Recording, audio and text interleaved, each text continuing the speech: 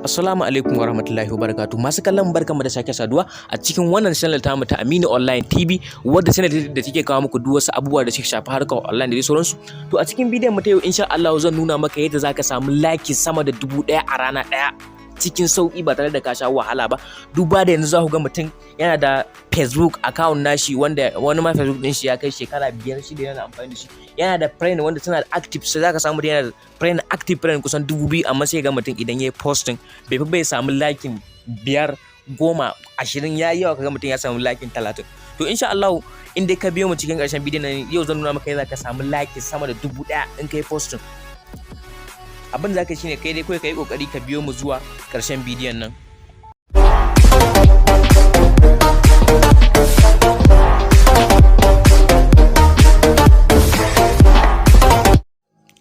To amma dan Allah kafin fara bidiyon ku taimaka ku danna mana subscribe, za ku ga alamar ƙararrawa sai ku taba mana all, sannan ku mana comment, hakan zai ƙara mana ƙarfin gwiwa akan kawo muku duk wasu abubuwa dai da za ku ji daɗin su.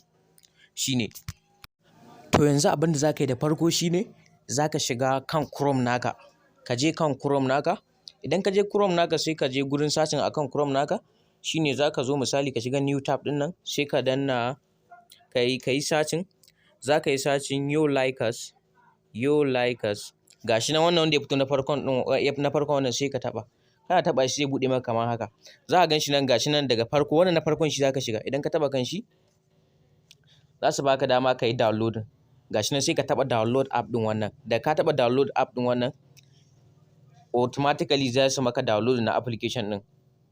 Gashi nan idan ka taba zai wannan download APK da din nan zaka shiga. Idan ka shiga kun ga zai ya baka dama kamar haka, ko sai ka taba download din wannan. Da ka taba download sai in ya gama, ni da ke already na download din shi, ko opening din shi zan yi. To in kai dauko shi sai ka yi installing din application na you like us din wannan. To abin da zaka yi shine shi dai yanzu wannan platform din gaskiya ba amfani da real account, saboda in kai amfani da real account ɗinka Facebook za su iya banin din shi. Abin da zaka yi shine ko zaka shiga cikin Facebook naka kai creating sabon account.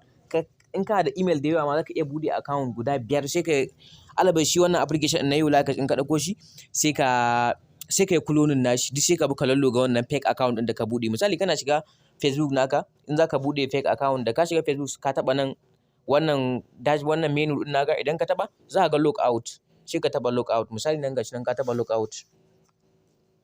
Kana taba logout daga can ƙasa za ka ga wani guri nan an sa create new Facebook account, sai ka shiga.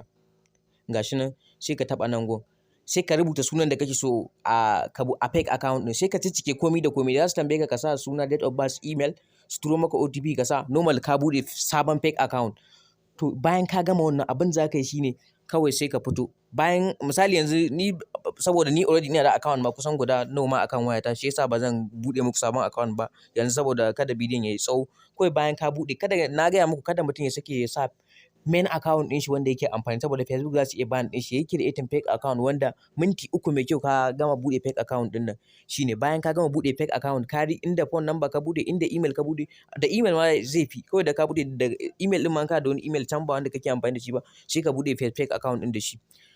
Sai ka zo kan wannan application da ka dauko already, wannan application na you like us wannan ce mutum ya je Chrome yayi searching, sai ka shige shi. Misali gashi ni gashi nan akwai shi ma a wayata, bari in clearing data mu gani saboda mu dawo daga farko.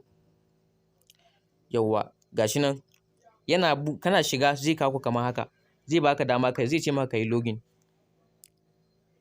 Yawwa daga ka shiga cikin application zai yi login. Gashi nan zai ce maka login with Facebook.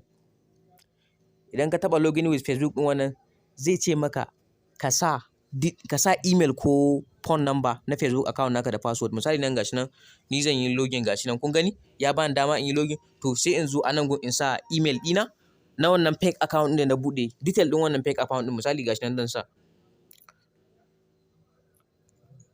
gashi nan na sa, sai in zo in sa password anan.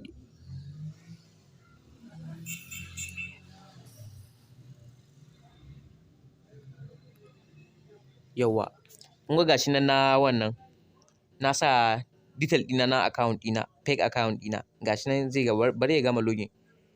Yawwa kun ga gashi nan account ɗina ya loge, ga sunan ma account da yake kan shi gashi nan abin da na rubuta a cikin fake account ɗin da na buɗe, Hausa Crypto Guy. Ko sai ka ja ƙasa. Misali nan da ka ja ƙasa ga wani guri nan an sa maka like panel ga IG like, to ba ruwanka da wannan na IG din, wannan like panel din nan zaka shiga. Misali idan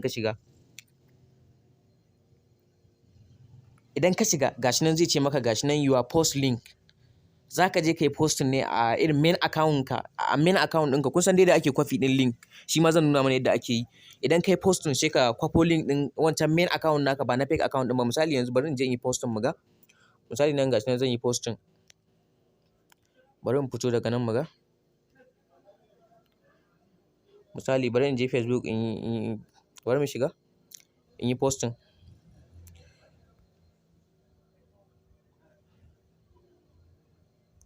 Yawwa, misali nan gashi nan zan yi posting gashi nan.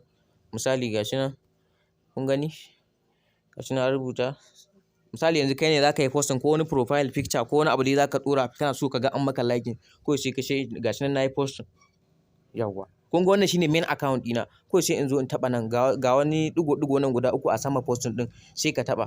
Kana taɓawa za ka ga wani guri nan an sa copy link, gashi nan gunda na ja da arrow ɗin nan, sai ka taɓa. Da kake nan ka yi copy wannan link ɗin wannan posting ɗin.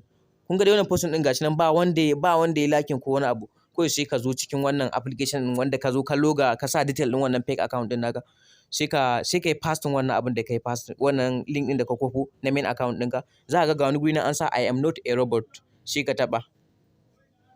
Da ka taɓa I'm not a robot ɗin wannan gashi nan zai baka dama, zai ce maka ka yi selecting ko wani motorcycle ko crosswell ko wani abu. Kun ga nan ya ce in duk wani hoto da yake da tazi in yi selecting nashi. Misali gashi nan zan yi selecting gashi nan, ko sai ka taɓa verify ɗin wannan. Kana taɓa verify shikenan sai in yi submitting. Gashi nan na yi submitting. To application ɗin duk na ga yanzu ma kana shiga za ka ga suna announce, suna cewa yanzu iya abin da suke tura mutum lokaci ɗaya shine za su iya tura maka liking guda 50 haka, guda 30, guda 50 da wani abu. Kun ga gashi nan sun ce sun tura min liking 35. Zan je in gani shine. Kun ga wannan posting ɗin ba wanda ya liking ɗin shi, bari in yi refreshing ku gani. Kun gani gashi nan an yi liking ɗin shi, gashi nan sun turo min liking ɗin wannan. To haka yake abin. Duk da ma yanzu suna da ɗan matsalar, na'urar su ta samu matsala. Da a lokaci ɗaya ma su iya tura maka liking 500. To haka za ka yi idan ka ga dama kana so. Kuma in ka yi sau ɗaya sai bayan minti 15 za ka dawo ka ƙara yi. Shine idan kana so kuma irin ka samu liking ɗin sosai, za ka iya buɗe fake account na Facebook, ka yi cloning shi wannan you likers ɗin. Idan ka yi cloning nashi sai ka lalloga wannan fake account ɗin naka a ciki, ko sai ka dinga copy link na main posting da kai, sai ka dinga pasting a ciki. Shine ba wata wahala ba. Haka za ka yi ta yi, duk bayan 15 minutes za ka iya dawo ka kwafa. Kaga za ka na samun liking da kuma abubuwa. Shine. Sannan da Allah idan bidiyon nan ya burge ka taimaka ka danna mana subscribe, za ka ga alamar ƙararrawa sai ka taɓa mana all. Mun gode.